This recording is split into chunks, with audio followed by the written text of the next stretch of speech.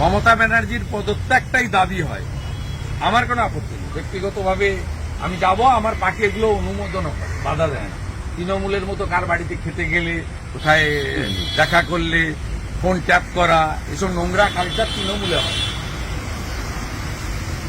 হয়। রাহুল সিনহা, আমি তখন পরিবহন মন্ত্রী, রাহুল সিনহার জন্মদিনের অনুষ্ঠান ছিল কোর্ট হাউসে, রাহুল্লাহ আমাকেও কার পাঠিয়েছিল, সব দলের নেতাদের। আমাদের জিজ্ঞেস করতে হয়, জিজ্ঞেস করতে বললো না যাওয়া যাবে। সিদ্ধার্থনাথ সিনহা পশ্চিমবঙ্গ বিজেপির ইনচার্জ ছিলেন, তার এক আত্মীয়ার বিয়ে ছিল, আমাদের অনেককে ডেকেছিল। আমি জানতে চাইলাম 14 তলাতে যে সিদ্ধার্থ সিনহা ডেকেছে, তো সামাজিক প্রোগ্রাম যাব, বলে না যাওয়ার দরকার নেই, তাতে ববি অ্যাটেন্ড করবে। তৃণমূলে এইসব কালচার আছে, বিজেপিতে বিজেপি জিজ্ঞেস করে না।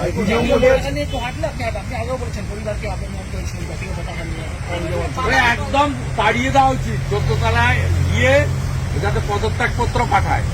আমি বলবো যদি সত্যি 27 তারিখ নবান্ন অভিযান হয়, ছাত্র সমাজ করে, 26 তারিখের মধ্যে পদত্যাগ করুন, যাতে গুলি না চালাতে হয়, তৃণমূলের মধ্যে গুলি যাতে না চালাতে হয়। আমি আপনাকে বলছি, এত অ্যাগ্রিভনেস আছে বেঙ্গলে। আপনারা ওই দিনের রাত দেখেছেন, আমি আপনাকে বলছি মানুষ ফুটছে। এবং আবার বলি, আইন বেআইনি এসব কথা নয়, আইন তৈরি হয় জনগণের জন্য।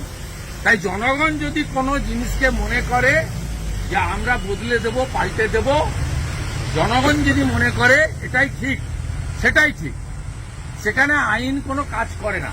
এবং জনগণ এখন মনে করছে এই সমস্যার মূলাধার হচ্ছেন রাজ্যের মুখ্যমন্ত্রী। তাই একদম ছোট থেকে বড় সকলের মধ্যে একটাই আওয়াজ, দফা 1, দাবি 1, মুখ্যমন্ত্রী পদত্যাগ।